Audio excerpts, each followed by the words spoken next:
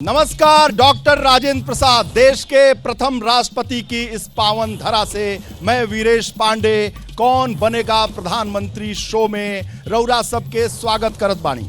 जी हाँ, ये ऐसा शो है कि सिवान की जिस धरती से मैं कर रहा हूँ ये गोपालगंज चौराहा है और गोपालगंज चौराहा पे यहाँ पर बगल में थाना है, थाने के बगल में जेल है और जेल के बगल में जो शहीद चंद्रशेखर तत्कालीन जेएनयू के अध्यक्ष जिनकी हत्या निर्मम हुई थी इसी जगह पर हुई थी।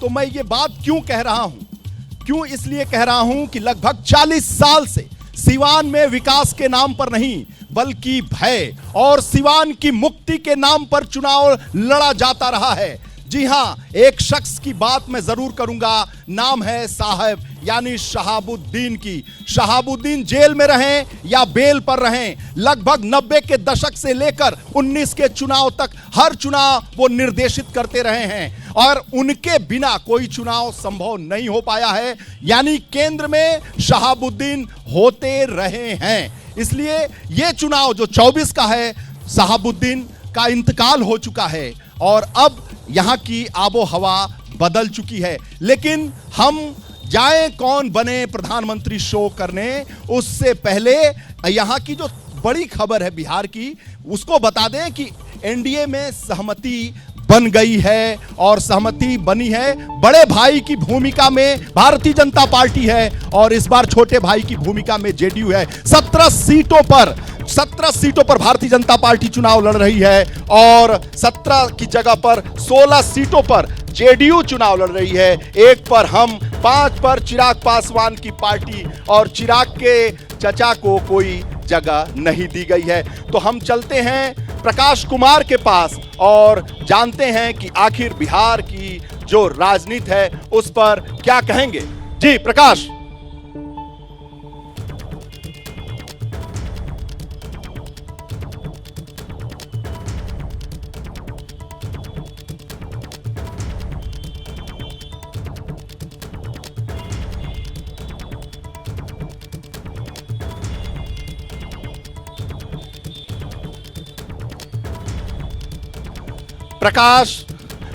प्रकाश से हमारा संपर्क नहीं हो पा रहा है।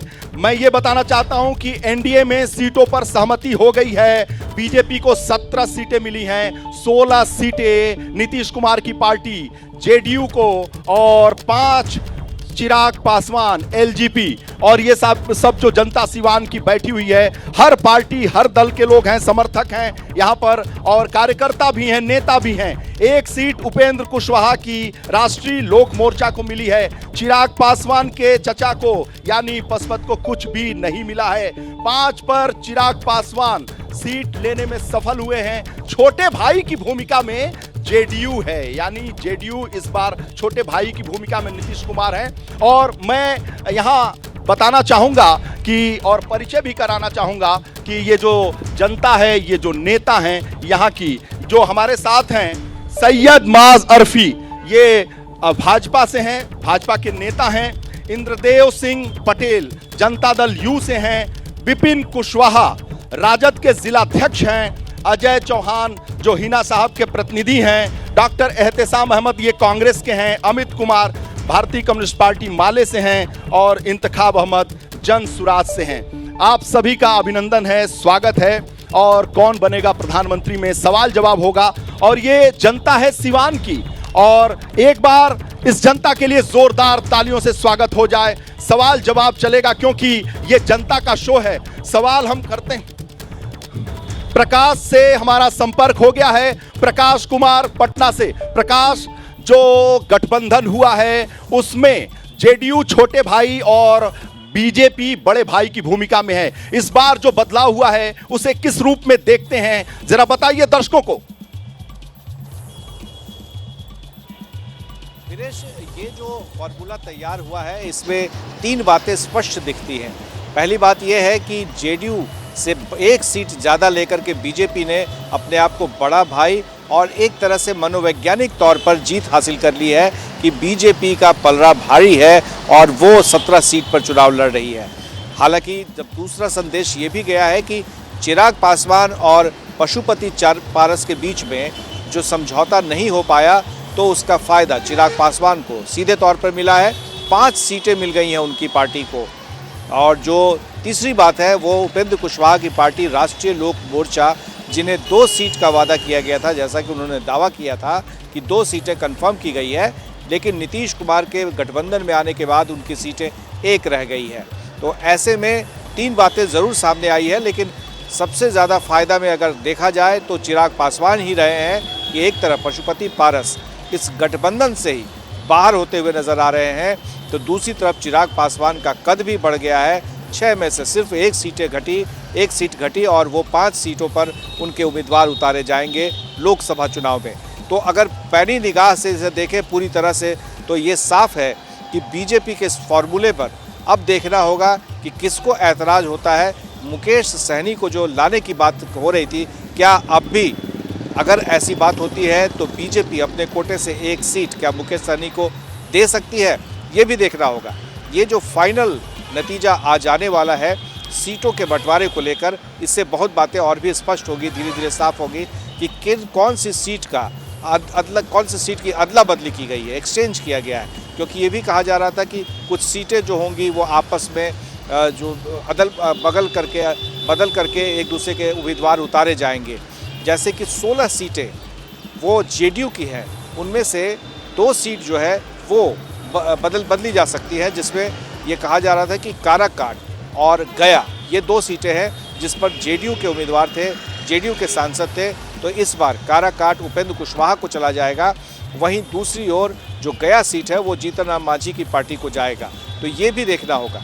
और आज अब से कुछ देर बाद ही लवली आनंद जो आनंद ठीक है प्रकाश, ठीक है, वो जेडीयू ज्वाइन करने वाली है। कौन बनेगा प्रधानमंत्री में सिवान से यहाँ की जनता भी है, नेता भी हैं, जेडीयू के लोग हैं, जनसुराज पार्टी के भी हैं, भारतीय कम्युनिस्ट पार्टी माले के भी हैं, कांग्रेस के भी हैं, भाजपा के भी हैं और हिना साहब के प्रतिनिधि भी हैं। तो सवाल बीजेपी से शुरू करते हैं। गठबंधन हो गया, गठबंधन में सीटें भी हो गई और सीटों में बड़ी भाई की भूमिका आप लोगों को मिल रहा है इस बार, तो क्या कमाल होगा। बहुत बहुत शुक्रिया, आपके ज़रिए हमें इतनी बड़ी खुशखबरी मिली। और मैं आपको बता देना चाहता हूं कि ज़माना हर ने चाहा मोदी को मिटाने के लिए, लेकिन खुदा मुहाफिज रहा मोदी को हर समय बचाने के लिए। मैं आपको बता देना चाहता हूं कि ये जो आप कौन बनेगा प्रधानमंत्री का वैकेंसी तो है ही नहीं, क्योंकि ऑलरेडी 2029 तक कोई वैकेंसी नहीं है। मोदी है तो मुमकिन है, मोदी है तो तरक्की है, मोदी है तो दुनिया फतह करेंगे। मोदी है तो दुनिया फतह करेंगे। जनता दल यू छोटे भाई की भूमिका में बचेगा, डाइजेस्ट होगा। अरे इस निर्णय का हम लोग स्वागत करते हैं। दुनिया के सबसे बड़े पार्टी है भारतीय जनता पार्टी, उसके साथ मेरा अलायंस है, तो इसमें छोटा और बड़े की क्या भूमिका है। जब ऑलरेडी वह दुनिया की सबसे बड़े पार्टी है, दुनिया के सबसे लोकप्रिय नेता उसके हैं भाई नरेंद्र मोदी जी, उनके साथ मेरा गठबंधन है, तो इसमें छोटे बड़े की आपकी बात करने की कोई गुंजाइश ही नहीं है। तो फिर पहले का है नखड़ा दिखाया जा रहा है। अरे क्या नखड़ा, राजनीति में कोई नखड़ा की बात नहीं होती है, अपनी अपनी पॉलिसी की बात होती है। तो भाई साहब ये तो अभी आपके साथ थे आरजेडी, इस नफरती माहौल में एक बात कहेंगे कि नज़र वाले को हिंदू और मुसलमान दिखता है, नज़र वाले को हिंदू और मुसलमान दिखता है, मैं तो अंधा हूँ साहब, मुझे हर शख्स में निशान दिखता है। खैर अब इन लोगों की बात है, ये हम लोग के साथ थे। और हमारे नेता का भी एक वक्तव्य है कि हमारे नीतीश जी आदरणीय थे, आदरणीय हैं, आदरणीय रहेंगे। अब इनके वक्तव्य जिस प्रकार से गुणगान कर रहे हैं कि विश्व की सबसे बड़ी पार्टी है, क्या कारण आन पड़ा कि बिना बताए उधर चले गए और गुणगान ये लोग कर रहे हैं। उसमें मुझे ज़्यादा कुछ नहीं कहना है, अभी लोगों की अपनी बात है। लेकिन इस नफरती माहौल में आप देख रहे हैं कि किस प्रकार से जो विश्व की बड़ी पार्टी है वो इलेक्ट्रोल बॉन्ड घोटाला, जो चौकीदार थे, ये उनके साथ का अफसोस है, लेकिन हाथ का साथ है। हाथ साहब अभी तो गठबंधन में कौन सीट कौन लड़ेगा, कहां लड़ेंगे, कौन होगा, उहापोह की स्थिति में है और उधर सीट शेयरिंग हो गई। नहीं, पहले तो मैं कहना चाहूँगा कि दुष्यंत की एक लाइन की कहा तो तय था चरागा हर एक घर के लिए, कहा तो तय था चरागा हर एक घर के लिए, यहाँ चराग मयसर नहीं शहर के लिए। तो यहाँ मोदी जी जितनी चीज़ें कहे थे 2014 से झूठ बोलने की मशीन बन चुके हैं। उन्होंने कहा कि दिल्ली में भारतीय जनता पार्टी की प्रेस कॉन्फ्रेंस हो रही है, सीधे लाइव चलते हैं दिल्ली। जी, भारतीय जनता पार्टी के प्रदेश अध्यक्ष राष्ट्रीय अध्यक्ष नड्डा जी को भी धन्यवाद करता हूं और मंच पर विराजमान विनोद तावड़े जी हैं, हमारे डिप्टी सीएम प्रदेश अध्यक्ष सम्राट चौधरी जी, बड़े भाई संजय झा जी जदयू के जो राष्ट्रीय महासचिव हैं, और हमारे संजय मयूख जी और हमारे साथी हम के जो हैं।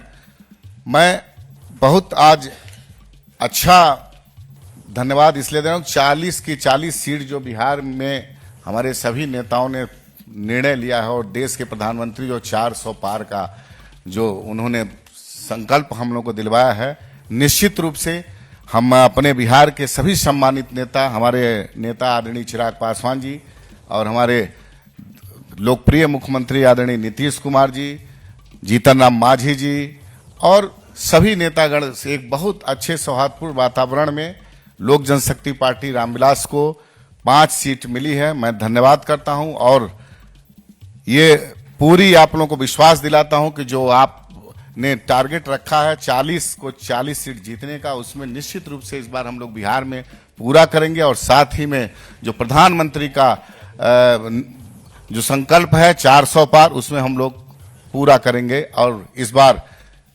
बहुत बड़ी जीत के साथ हम लोग सरकार बनाएंगे। देश के प्रधानमंत्री नरेंद्र भाई मोदी तीसरी बार प्रधानमंत्री बनेंगे। मेरा विनम्र निवेदन है जनता दल यू के राष्ट्रीय महासचिव सांसद संजय कुमार झा जी से कि आपको संबोधित करें।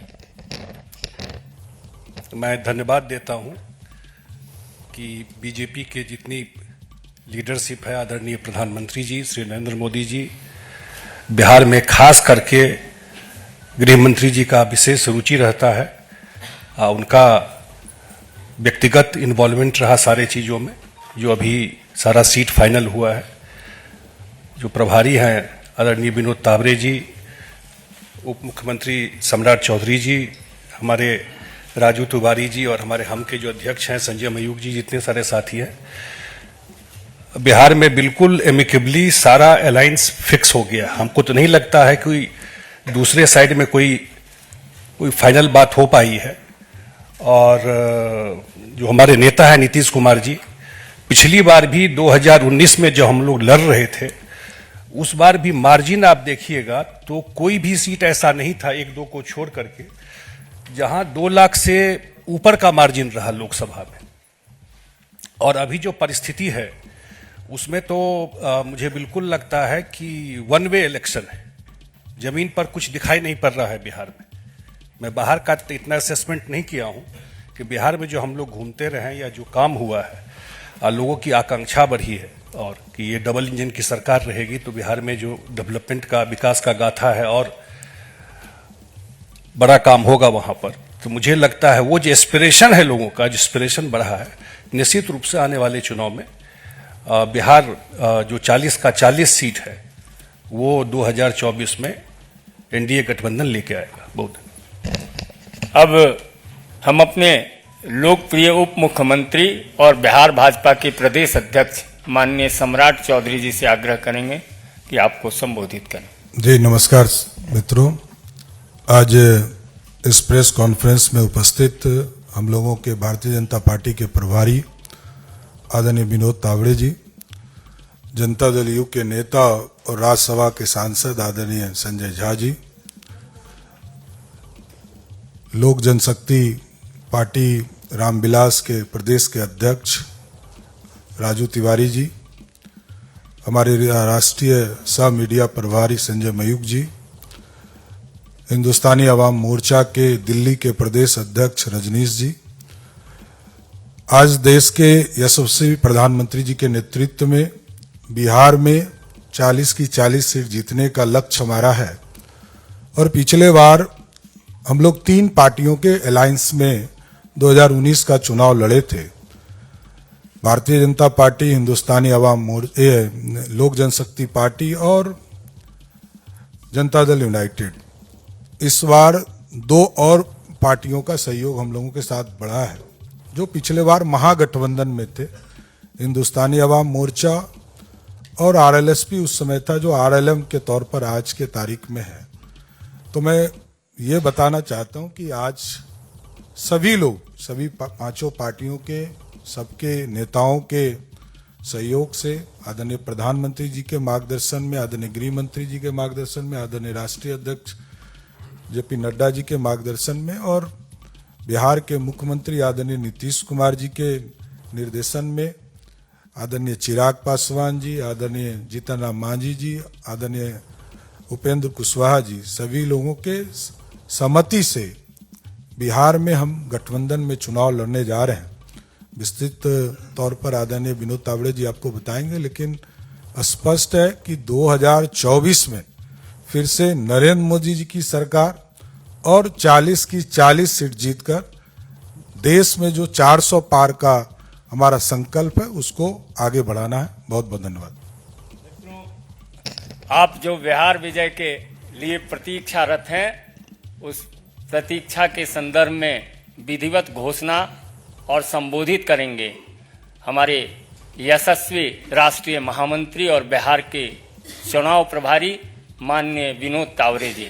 मेरा सविनय निवेदन होगा माननीय विनोद तावड़े जी से कि आपको संबोधित करें। नमस्कार।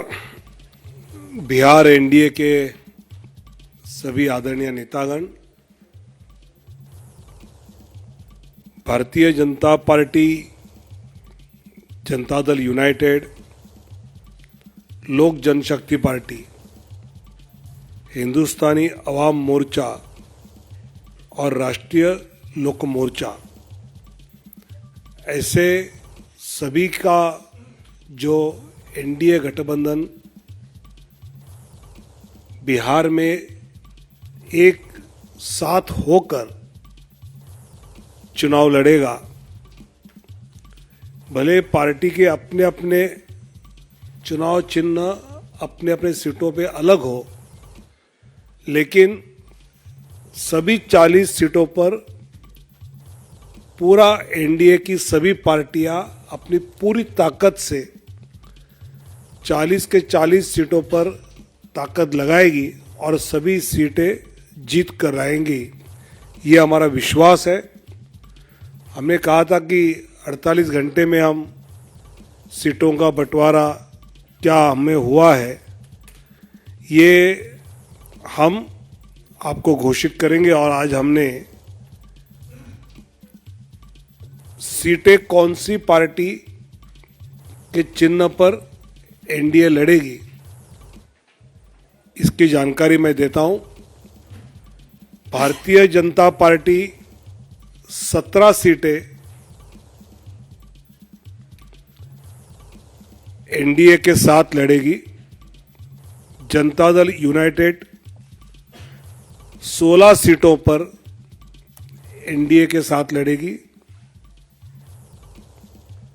लोक जनशक्ति पार्टी 5 सीटों पर, हिंदुस्तानी अवाम मोर्चा 1 सीट पर और राष्ट्रीय लोक मोर्चा 1 सीट पर, ऐसे सीटों का बंटवारा हमने आपस में कर लिया है।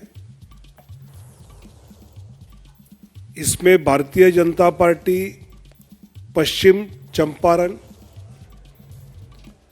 पूर्वी चंपारण, औरंगाबाद, मधुबनी, अररिया, दरभंगा, मुजफ्फरपुर, महाराजगंज, सारण, उजियारपुर, बेगूसराय, नवादा, पटना साहिब, पाटलिपुत्र, आरा, बक्सर और सासाराम 17 सीटें। जनता दल यूनाइटेड वाल्मीकि नगर, सीतामढ़ी, झंझारपुर, सुपौल, किशनगंज, कटिहार, पूर्णिया, मधेपुरा,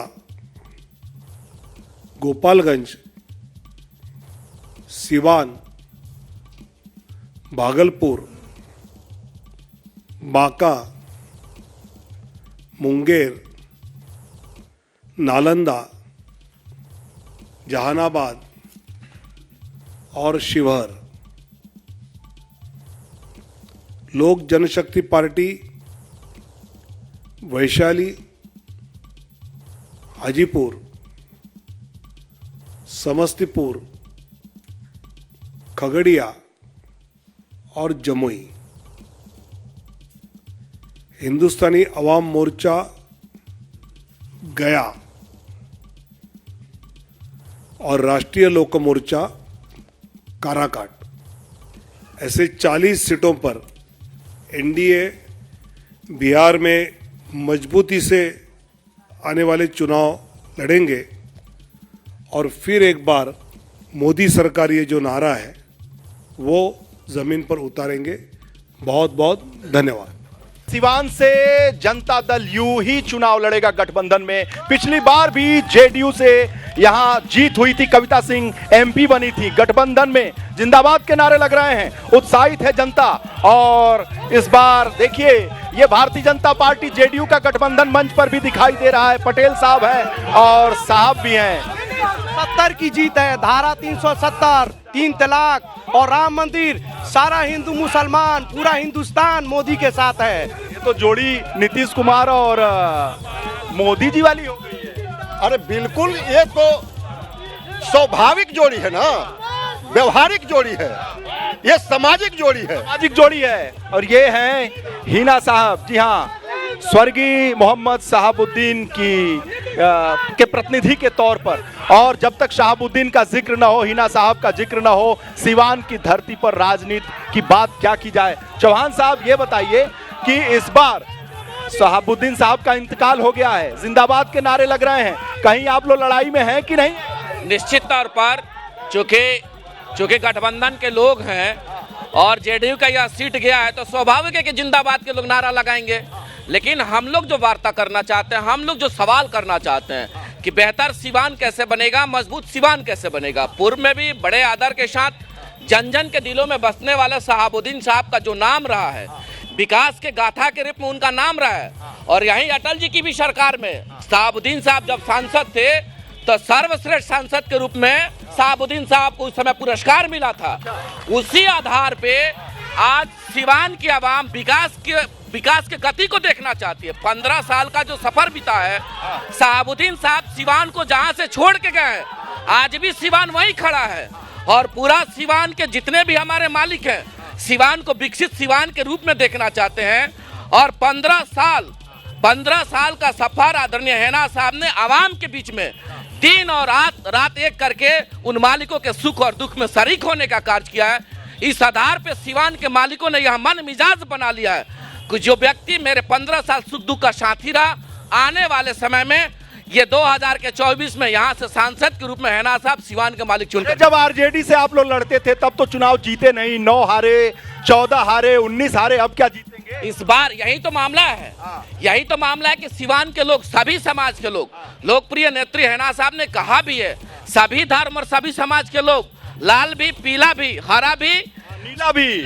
और ये पूछिए, ये लालटेन भी, लालटेन साहब ये बताइए, इस बार लालटेन जलेगी यहाँ से? बिल्कुल जलेगी।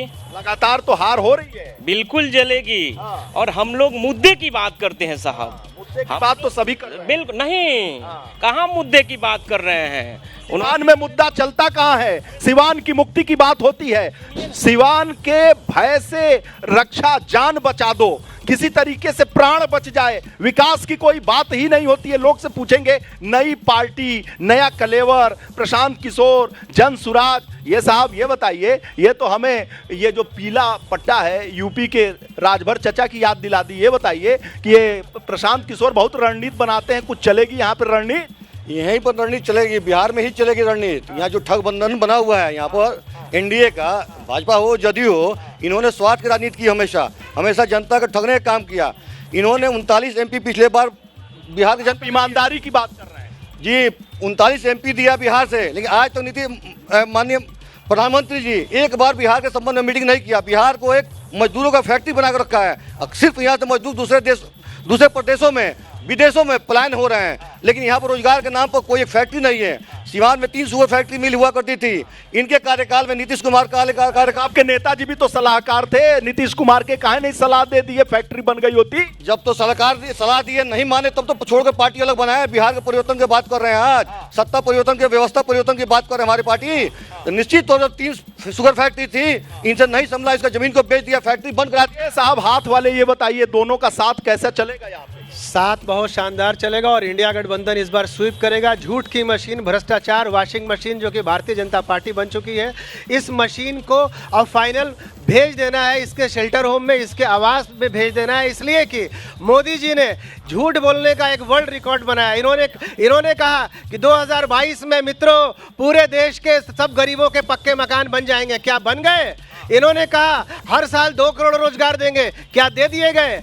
आपके नेताजी जो वादा करते रहे वो सब पूरा कर दिए। बिल्कुल, हमारे कार्यकाल में ही सूचना का अधिकार, हमारे कार्यकाल में ही ये जो 5 किलो अनाज बांट रहे हैं, ये खाद्य सुरक्षा बिल हमारे कार्यकाल में। अमृत काल बता रहे हैं, अमृत काल है ये भ्रष्टाचार काल है। फ्यूचर गेमिंग कंपनी का मैं नाम लेना चाहता हूं, और ये फ्यूचर गेमिंग कंपनी 200 जनता के पास चलेंगे। भाई साहब इतना बड़ा आरोप, मंदिर मस्जिद के नाम पे मुसलमानों को सच्चर कमेटी का रिपोर्ट बनाए, ये आज मुसलमान भीख मांगने का लाइन पर ला दिए। ये जनता की बात है, जनता से पूछ लेते हैं। आखिर आरोप प्रत्यारोप का दौर चल रहा है।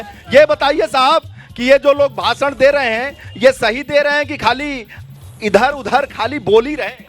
सब लोग जुमलेबाजी कर रहे हैं, करना किसी को कुछ नहीं है, खाली हवाई फायर मारते जाओ। जुमलाबाजी, सब लोग खाली जुमलाबाजी कर रहे हैं, करना कुछ नहीं है। आज चुनाव आया ना तो सब लोग बीच में आ गए। चुनाव खत्म, काम खत्म, जनता तड़पे। किस नाम पे वोट देते हो? विकास के नाम पे देते हो, भय के नाम पे वोट देते हो? विकास के नाम पर वोट देते हैं।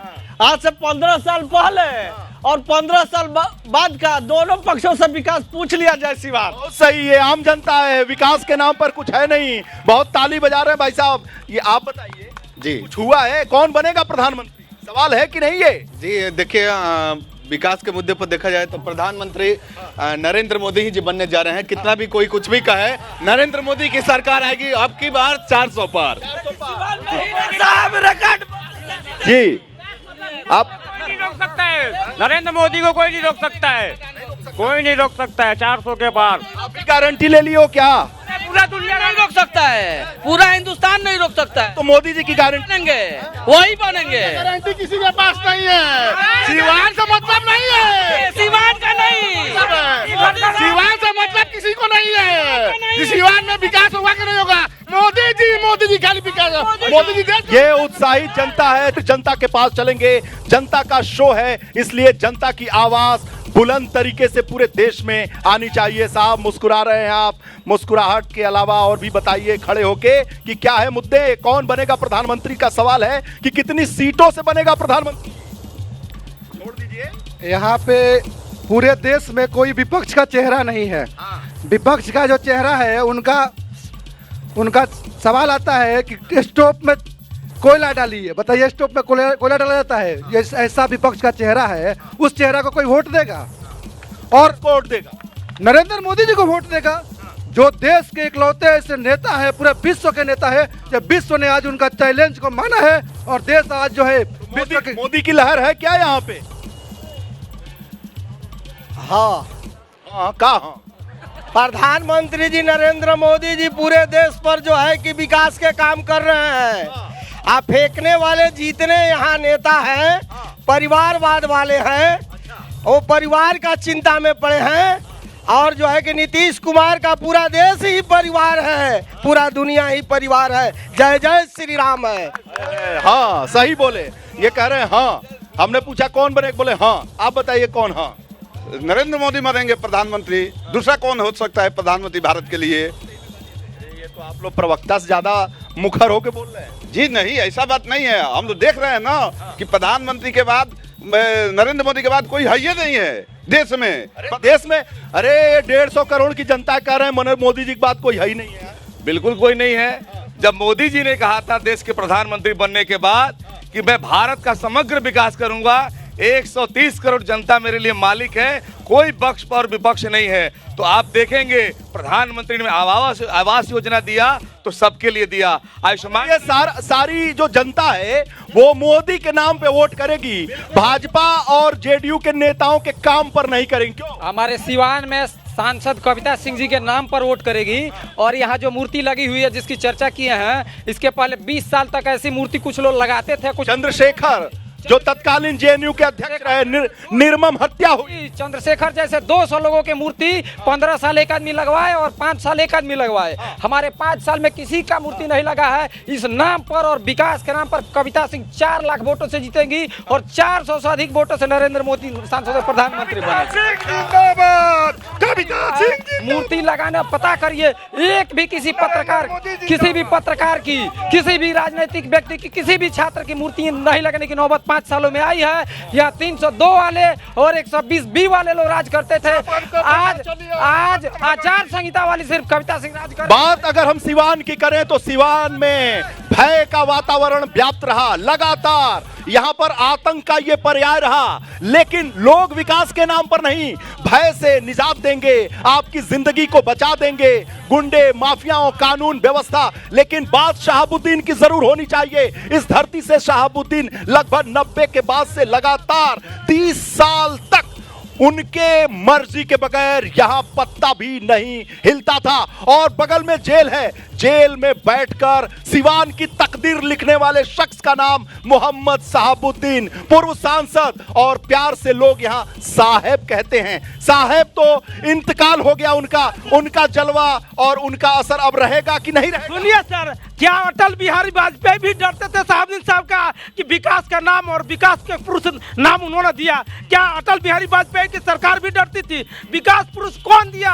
क्या आरजेडी लोग दिया या अटल बिहारी वाजपेयी की सरकार ने दिया? तो फिर आज से सवाल कैसे कर सकते हैं? विकास के नाम पर साहबुद्दीन साहब का दूसरा नाम विकास पुरुष कहा गया, वो मैं नहीं कर रहा हूँ, यह भारत सरकार कर रही है, अटल बिहारी वाजपेयी की सरकार है। फिर इसकी सरकार कह रही है भय और आतंक का नाम साहब नहीं बल्कि विकास का नाम शहाबुद्दीन, ये कह रही है जनता। लोकतंत्र का महापर्व चल रहा है।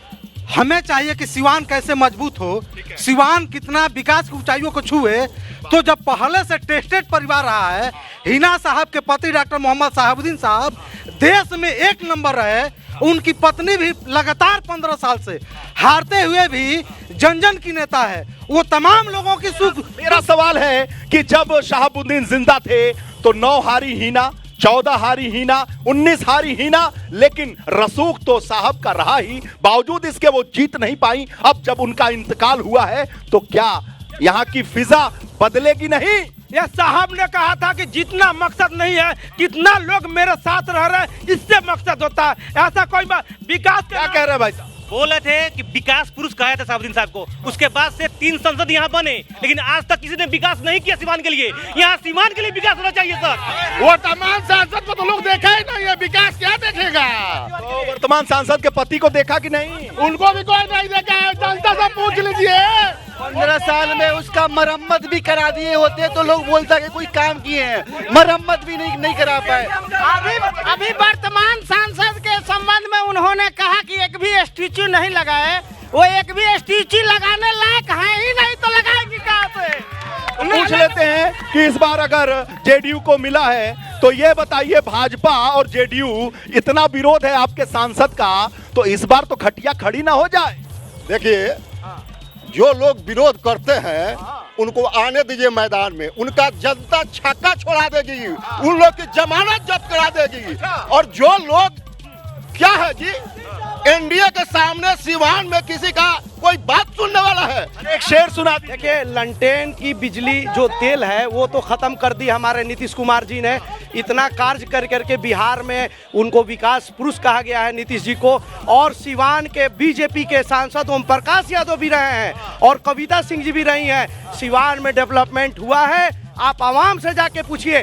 आवाम कह रही है कि जो शहाबुद्दीन ने यहाँ विकास किया उसकी मरम्मत तक नहीं कर पा रही हैं यहाँ की मौजूदा सांसद। खैर, तमाम तरह की आवाज है। चौहान साहब, आप तो उनके प्रतिनिधि हैं, शहाबुद्दीन के बेहद करीबी, और ये बताइए ये लोग क्या कह रहे हैं? अब तो साहब है नहीं, इंतकाल हो गया, तो जो उनका जलवा, जो उनका रसूख, जो यहाँ उनकी फिजा बहती थी, अब उसका इम्पैक्ट क्या होगा, असर क्या होगा? आज भी लोगों में वही मोहब्बत है जिसका नजीर है कि पूरे सिवान के लोग उस विकास के गति को देखना चाहते हैं। तो इस बार तो आरजेडी से आप लोग प्रत्याशी भी नहीं होंगे, निर्दलीय होंगे? सवाल ये नहीं है, आप हर वक्त चाहे राष्ट्रीय जनता दल के लोग हो या जनता दल यूनाइटेड के लोग हैं, इन लोगों का अपना स्ट्रेटजी अगर होता तो जनता इन चीजों को देख रही है। जनता सिवान टीना साहब कह रही है कि निर्दलीय चुनाव लड़ेंगे, ताल ठोक के आरजेडी के खिलाफ लड़ेंगी, तो क्या होगा? आरजेडी की बत्ती तो गुल हो जाएगी। इस पे मैं कुछ नहीं कहना चाहता हूँ, लेकिन जो वो लोग चिल्ला चिल्ला करके गला फाड़ फाड़ करके उधर बोल रहे हैं कि एक भी मुद्दे की बात यहाँ नहीं कर रहे हैं,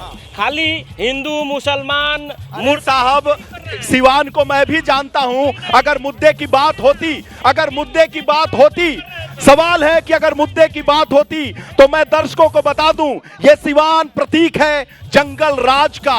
बिहार में जब जंगल राज की बात होती थी तो सिवान उसके केंद्र में होता था।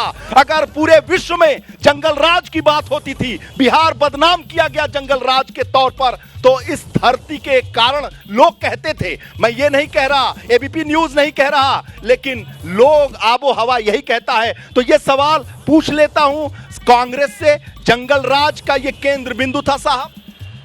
बिल्कुल गलत बात, बिल्कुल गलत बात। राहुल जी के अंदाज में बोल रहे हैं, जल्दी जल्दी बोलिए। बिल्कुल गलत बात है, और ये तमाम सिर्फ और सिर्फ आरोप है।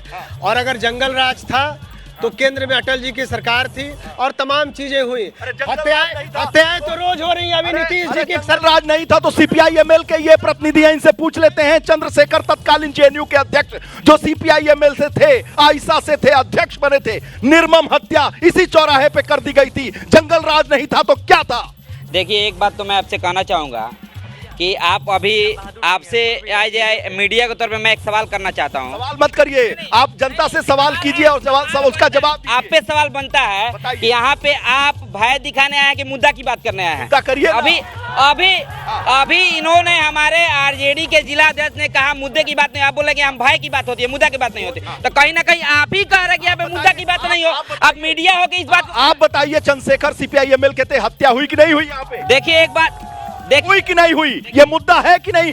हत्या हुई, जो दोषी थे उनको सजा हुई, लेकिन उसी बात को हम लेकर चलते रहेंगे। 15 साल से यहाँ भाजपा और जदयू के सांसद रहे, 15 साल से भाजपा और जदयू के सांसद रहे हैं, और यहाँ एक ओवरब्रिज नहीं बना, एक यहाँ पे ओवरब्रिज नहीं बना, जहाँ पे लाखों लोग प्रतिदिन मरते हैं, और हर बार बोला जाता है कि ओवरब्रिज बन जाएगा, नहीं मरा। अब 17 साल की बात कर लीजिए, फाटक था अभी 91 नंबर ढाला जो है, सिसवन ढाला की बात, वहाँ पे एम्बुलेंस प्रतिदिन लगता है करीब 10 लोग प्रतिदिन मरते हैं। यहाँ 17 साल की आप बात कर लीजिए, प्रतिदिन केवल थोड़ा सा किसी गंभीर बीमारी तो रेफर कर एकदम आप सही बात कर रहे हैं। ये भाजपा वाले बहुत विकास की बात कर रहे हैं, जेडीयू वाले कर रहे हैं। मैं पूछ लेता हूँ, मैं भी जब यहाँ था जाम में फंसा हूँ, मैं भी 45 मिनट जाम में। मेरा सुन लीजिए, सिवान में इस बार भय की बातें नहीं होगी, भय की राजनीति नहीं होगी, विकास की होगी। ये बताइए, एक ढाला है सिसवन ढाला, 45 मिनट में फंस गया जाम में, तमाम लोग हैं, बीमार हैं, वो फंस जाते हैं। एक आरओबी नहीं बना, रेल ओवर ब्रिज नहीं बना, आपके सांसद से, आपके नेताओं से, आपके लोग यहाँ पर जीतते आ रहे हैं। ओम प्रकाश यादव जीते, कविता सिंह जीती, क्या कर रहे हैं आप लोग? देखिए, काम हो रहा है, एक दिन में पूरे देश में ओवरब्रिज नहीं बन जाएगा। अरे भाई, मेन चौराहा मेन है, मेन आंदर ढाला पर बन गया है, मैरवा में बन गया है, 2 बाकी है, ये कचहरी और जो सिसवन, वो भी अभी तुरंत इस नया सरकार बनेगी, बन जाएगी। और जो सिसवन ढाला का जो बात कर रहा है लोग, सिसवन ढाला हिचक के हचक के बोल रहे हैं, हिचकोले लेकर बोल रहे हैं, कॉन्फिडेंस नहीं है। केवल प्रधानमंत्री नरेंद्र मोदी जी बनेंगे, लेकिन अगर प्रत्याशी अगर नहीं आए तो हारेगी भी। सिवान की जनता माननीय संसद को हराने जा रही है। इनके द्वारा एक भी काम सही से नहीं, चुनाव नहीं होगा सिवान में। सिवान 4 लाख वोट से नहीं, 50 लाख वोट से हार कर जाएगी यहाँ से। अगर बढ़िया आदमी का चुनाव नहीं होगा तो यहाँ तो सरकार हारेगी, सरकार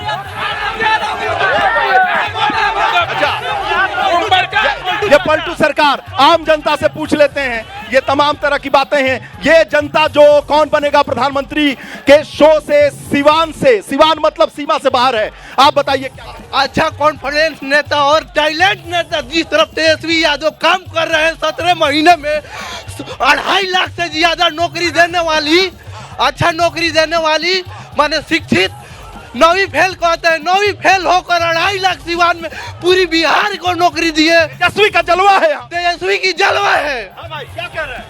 मुख्यमंत्री तो प्रधानमंत्री तो राहुल गांधी ही बनेंगे। राहुल गांधी? राहुल गांधी महागठबंधन की सरकार बनेगी। आप बताइए साहब। प्रधानमंत्री कभी भी नरेंद्र मोदी बनेंगे, क्योंकि देश से लेकर विपक्ष के उसको मजबूत विपक्ष है नहीं, विपक्ष उसके सामने मुद्दा कोई नहीं रखता है। हाँ मोदी जी बनेंगे। प्रधानमंत्री तो नरेंद्र मोदी बनेंगे, लेकिन यहाँ की मौजूदा सांसद बदल जाएंगी। माननीय हेम नारायण शाह को टिकट दिया जाए, हम उनके पक्ष में हैं, हम उनके साथ रहेंगे। बहुत आक्रोश है। प्रधानमंत्री नरेंद्र मोदी बनेंगे। 4 दिन 400 पार, अब की बार मोदी सरकार, अब की बार मोदी सिवान के विकास करिए, आप छोड़िए सिवान का विकास करिए, ठीक है। सिवान में आज तक कोई विकास नहीं किया, हम भाजपा जीतेंगे। अच्छा नेता जा रहे हैं जो विकास, ठीक है, चलते हैं मंच पर, देखते हैं श्याम बहादुर सिंह से बात करते हैं जो पूर्व विधायक हैं जेडीयू के। आप बताइए विधायक जी, ये इतना विकास होता तो आपके मौजूदा सांसद का इतना विरोध क्यों होता?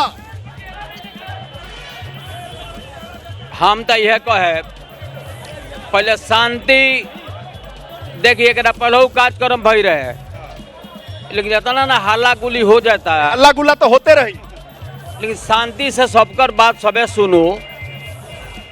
अब चचा जो है कह रहे हैं शांति से, तो कौन बनेगा प्रधानमंत्री में मौजूदा सांसद कविता सिंह को लेकर भारी आक्रोश देखने को मिला।